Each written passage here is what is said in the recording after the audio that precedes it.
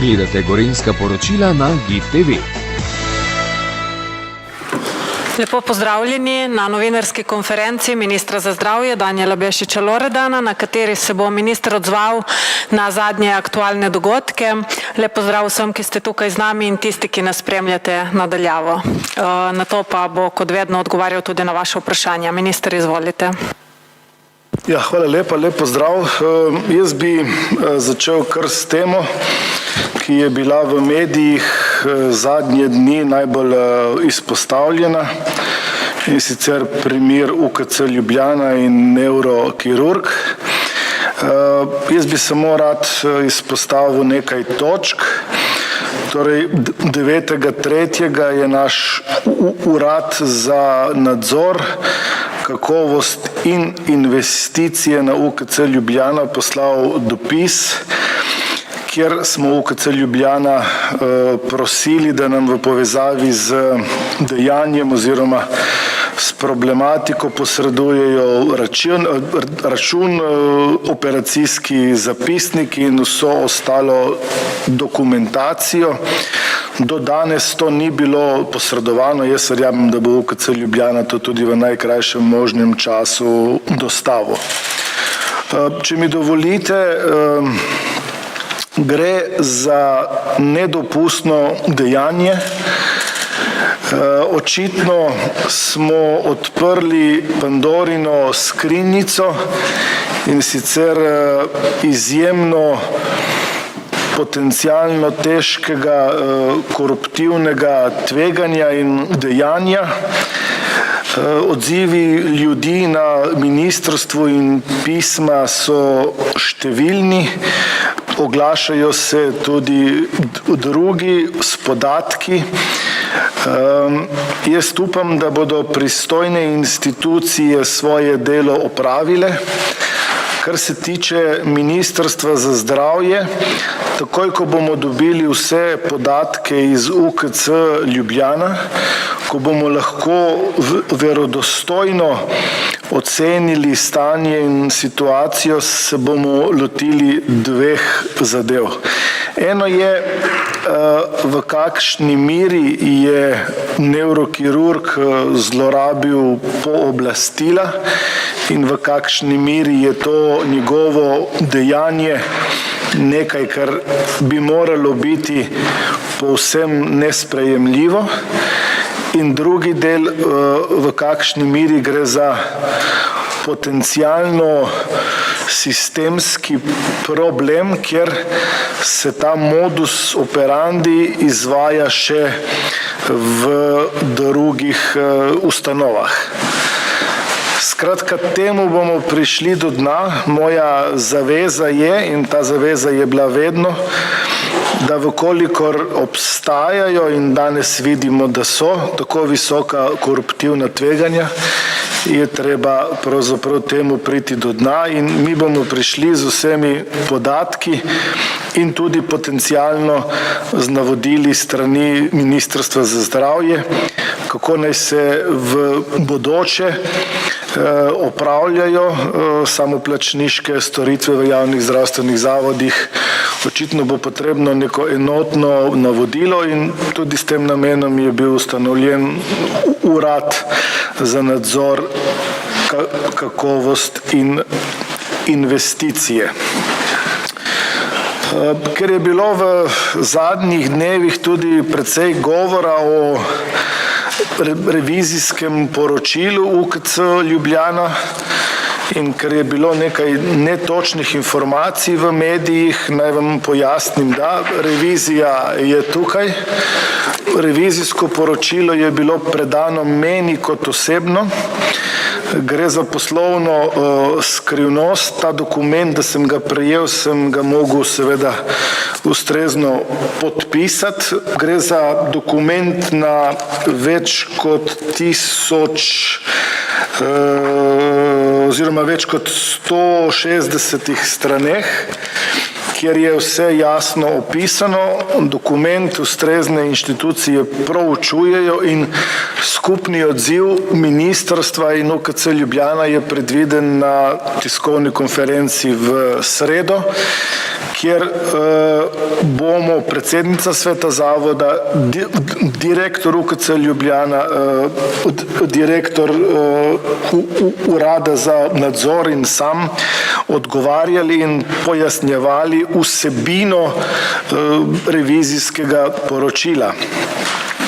Kar vam lahko na tem mestu predstavim je, da je Ernst & Young izvedel revizijo sklenjenih poslov UKC Ljubljana z dobavitelji za obdobje zadnjih 4 let.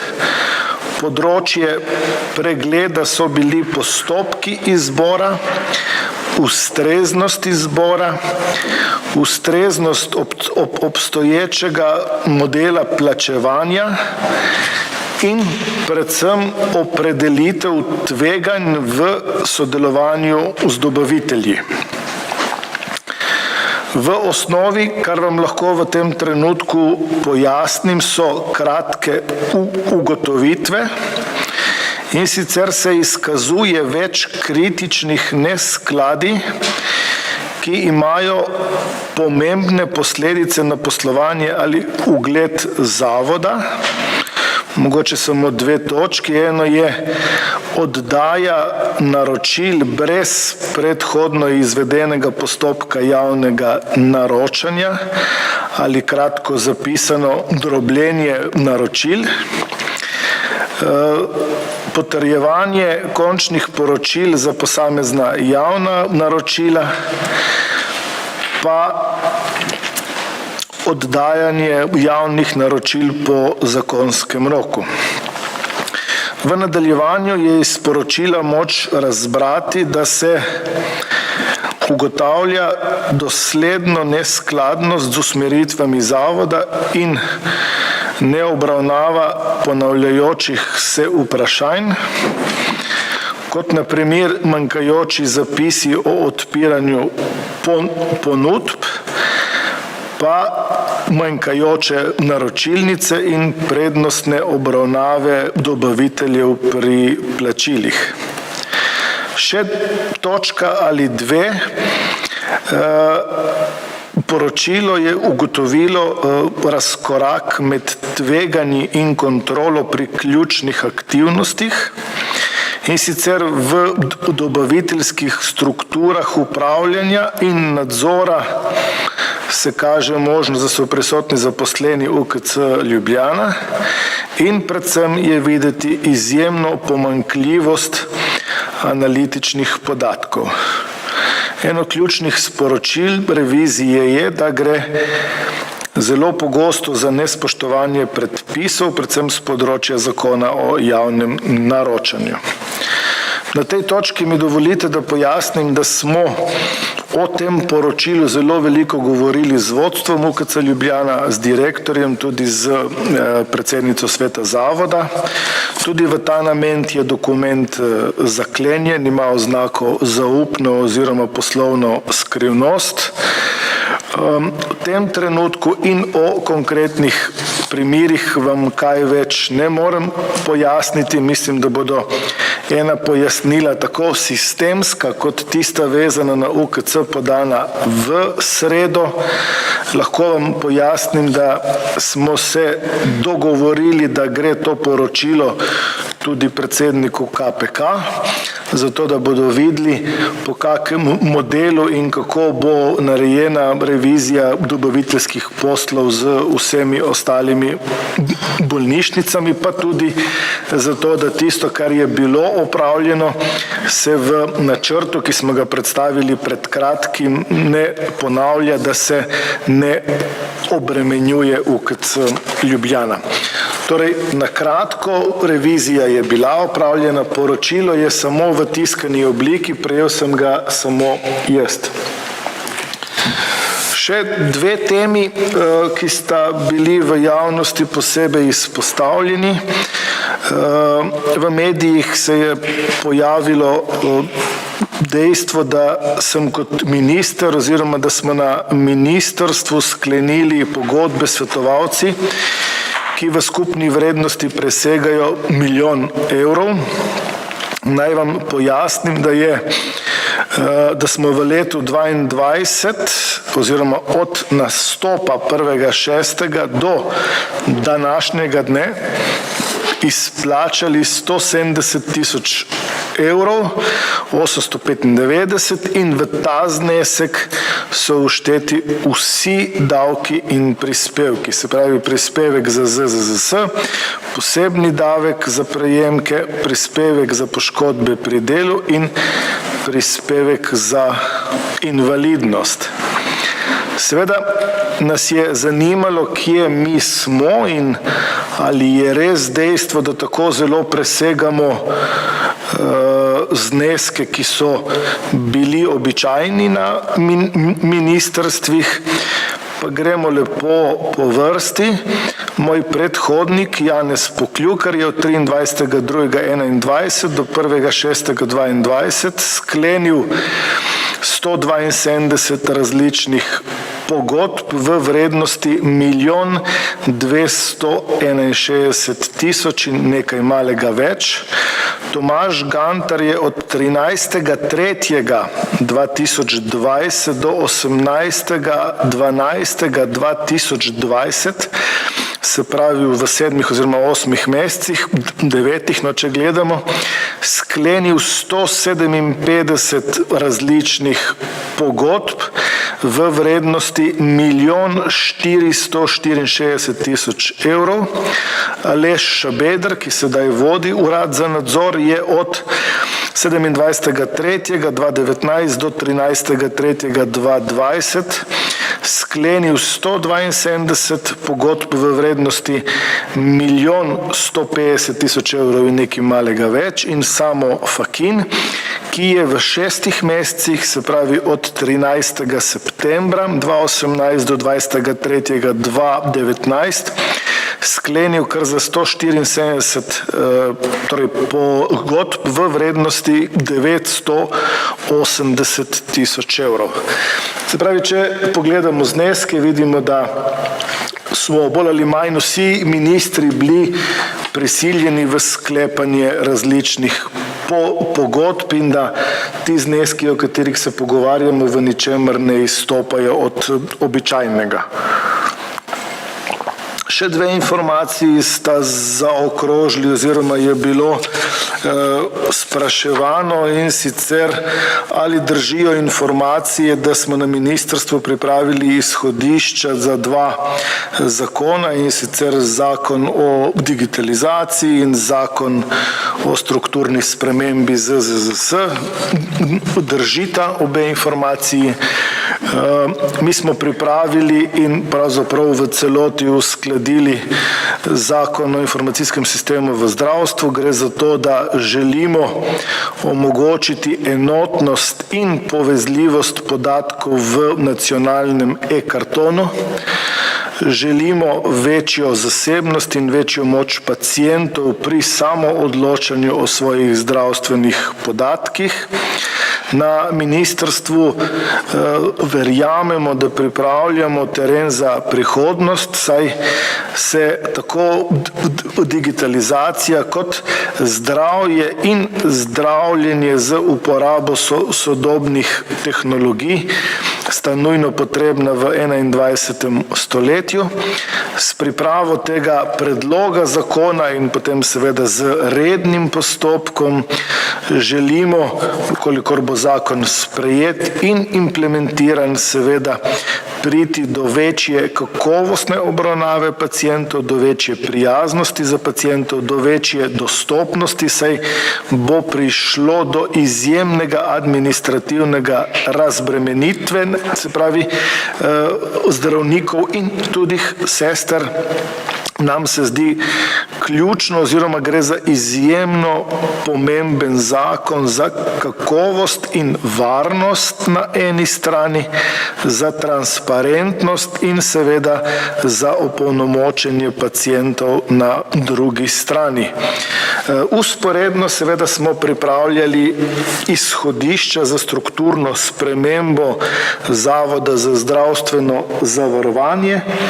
Ta izhodišča se še usklajujejo z mnogimi deležniki in tako kot je predsednik vlade napovedal, ko bodo izhodišča usklajena, ko bodo rešitve v zakonu pripravljene, bomo tudi šli v javno obravnavo. Na nek način smatramo, da gre za siamska dvojčka, se pravi obeh zakonov, če upeljemo digitalizacijo v slovensko medicino in v slovenski zdravstveni sistem v celoti, je potrebno tudi sprejeti strukturne spremembe na ZZZS, da bo zadeva v celoti implementirana. Čisto na koncu bi se še rad opravičil Glasu ljudstva, ker jutri ne moram biti na njihovi predstavitvi, kaj je bilo storjenega in kaj ni bilo. Kar se tiče Ministrstva za zdravje, lahko pojasnim, da smo nekatere ukrepe oziroma tisto, kar je bilo iz Glas ljudstva, torej tu gre za cel nabor enih ukrepov in sprememb. Torej, na temo, da je potrebno odpraviti vsa škodljiva določila in posledice protikoronske zakonodaje, lahko povem, da smo z vidika zdravstvenih vprašanj naredili pregled vseh 10 PKP in sprejeli zakon o nujnih ukrepih za zajezitev širjenja in ublaženja posledica COVID-19. Zaključek je bil pred kratkim predstavljen tudi na Brdu. Na ministrstvu pripravljamo zakon o nalezljivih boleznih, se pravi nov zakon. Ko bo zakon zrel, ga bomo dali v javno obravnavo. Po številnih usklajevanjih, po več kot 3 ali 4 letih, bo Ministrstvo za zdravje jutri posredovalo novelo zakona o duševnem zdravju v medresorsko usklajevanje in javno razpravo. Na ta način želimo odpraviti odločbo Ustavnega sodišča. Moram še poudariti, da je bil po več kot 30 letih 21. februarja sprejet nov pravilnik o poklicnih boleznih. Vse ostale zaveze grejo v luči tistega, kar so v Glasu ljudstva zapisali.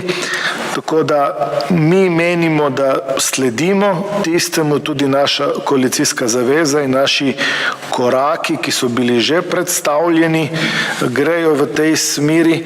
Za Ministrstvo za zdravje je ključno to, da sledimo 10 korakom, ki so koalicijsko usklajeni in podpisani strani vseh poslancev.